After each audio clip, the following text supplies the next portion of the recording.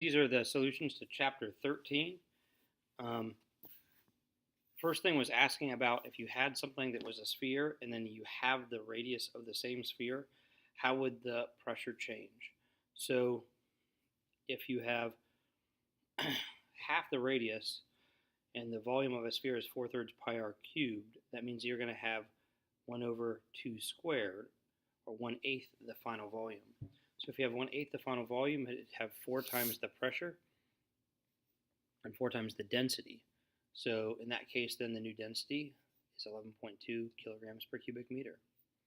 For number 8, the density of ocean water is 1,030 kilograms per cubic meter. It's asking you to find the pressure on the outside of a sphere. And so, again, the surface area of a sphere is 4/3 pi r cubed. So I initially screwed up with that and didn't realize that it gave you the diameter is 1.1 meters and that half of that is 0.55 meters. So I initially used 0.65. Anyhow, when you use that, you get the surface of a sphere is 0.7 meters squared. And then the net force is going to be pressure times area. So the pressure at that depth we found using the P equals P0 plus rho GH. So that's a huge amount of pressure, basically 111 million newtons per square meter. And then we multiply that by the area, we get 7.7 times 10 to the 7th newtons of force on that small area. So number 13, kind of similar. You have a 20 centimeter diameter window. It's a 10 centimeter or 0.1 meter radius. It says it can withstand 1 million newtons. And now the inside of the submarine, it said, was at 1 atmosphere. So we don't need to add atmospheric pressure to what we've got. We only need to deal with the gauge pressure. So in that case, that pressure would equal force over area, so F over pi r squared. So that says that we can have a net pressure of 3.2 times 10 to the 7th pascals inward. Well, that's going to be caused by the rho GH, or the depth and density of the liquid. And it's seawater, so that ends up being 3,150 meters.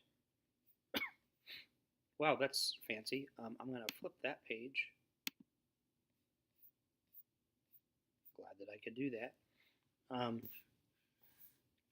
So for number 14, we talked about this in class. So you add the water on the left side, it pushes the mercury up, but not very much, because mercury is much more dense than water. The key idea is that anywhere down in this area, if I were to draw a dotted line, the pressure would need to be the same everywhere.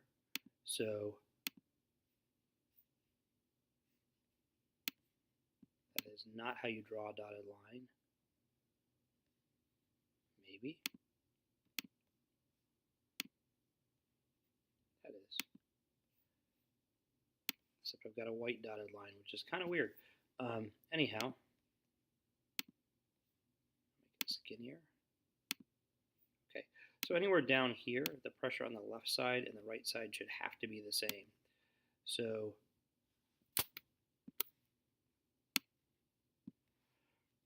that's caused on this side by only the mercury. On this side, it's caused by the mercury plus the 10 centimeters of water. So that lets us understand how algebraically we have to change things. So basically, because it drops a height of h on the left and rises a height h on the right, that's why I have to deal with subtracting it off the left, adding it to the right. Oh, and that cut that off. That equal. Wow, that cut a lot off. Dang it. It's not a good picture. Problem 21.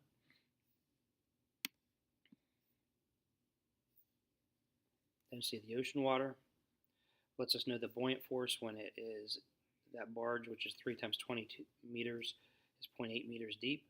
So that buoyant force won't change because the weight of the barge isn't changing as far as we know. So that in fresh water now, that would equal the same buoyant force as rho Vg, and V we took as length times width times depth.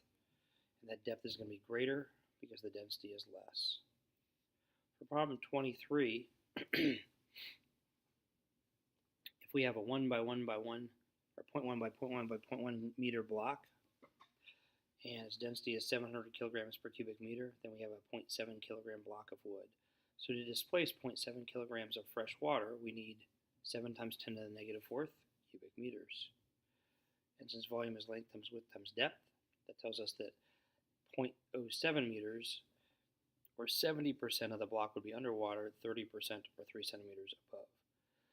So if it's seawater, which is greater in density, that would act to produce the same buoyant force with less volume underneath the water line. So therefore, now you only have 6.8 centimeters below and 3.2 centimeters above. For problem 24, we've got the density of air, density of helium. So it's really the difference in densities that causes the net lift. So if we assume that something had 0 density instead of 0.166 kilograms per cubic meter, then the buoyant force would be equal only to 1.2 kilograms per cubic meter and then times g. But here, helium is weighing things down also. So we look at the difference in densities and use that, multiply that by the volume to tell us the kilograms of lift. Again, doing kilograms here instead of newtons. 25 I liked a lot. It's a very AP type problem. So you have this object underwater, 100 cubic centimeters. So I converted that to cubic meters, which is 1 times 10 to the negative fourth cubic meters. That allowed me to find the mass of the aluminum, given that the density of the aluminum is given to you in the chapter, is 2,700 kilograms per cubic meter. So with that, I know the mass of the aluminum. I can figure out the gravitational force on it. The buoyant force would be rho Vg, and rho being the density of the liquid it's in, which is ethanol. So if I draw a free body diagram, both tension and the buoyant force are acting upward, and gravity is acting downward. So that lets me know how much the tension is in the string. I think the one I did is a sample problem had something that was less dense than the liquid it was in, but it was tied to the bottom. 35 is figuring out the speed at different locations. This is really just proportional. So if you have something that's half as wide, it's going to have a quarter of the area, so it would have to travel 4 times as fast. That's at V3.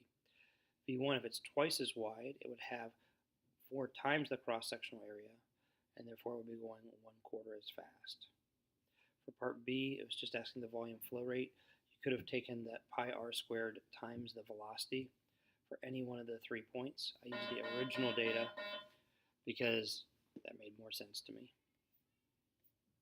But this volume flow rate should be the same everywhere. That's the principle behind why this continuity equation works. 37, 40, 65. 37 we did in class. There's a lot going on there. I think I did a little differently in class.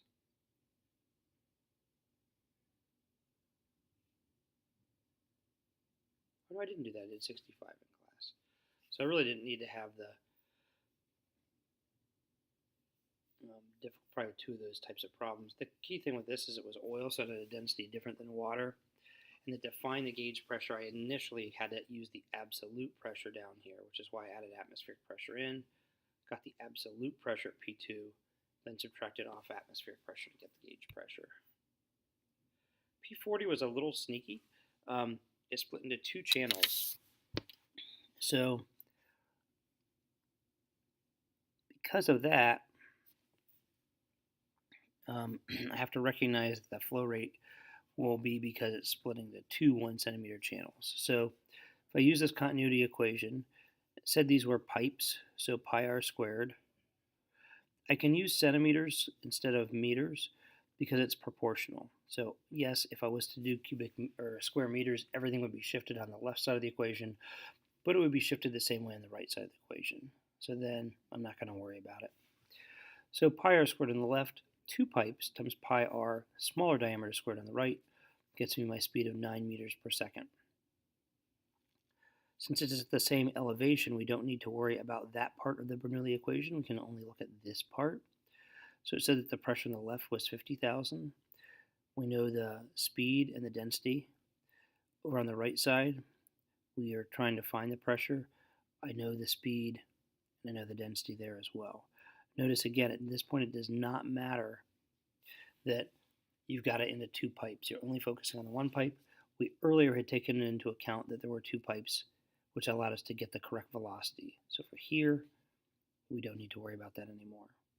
So that's the pressure B is 11,500 pascals.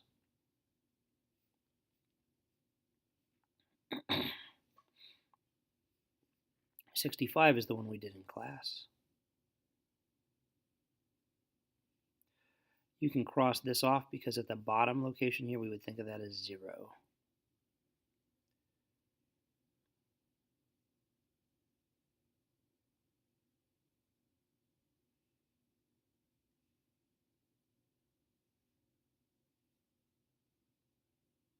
I think that's it. So there's a lot going on there. Sorry about this page 2 being shifted.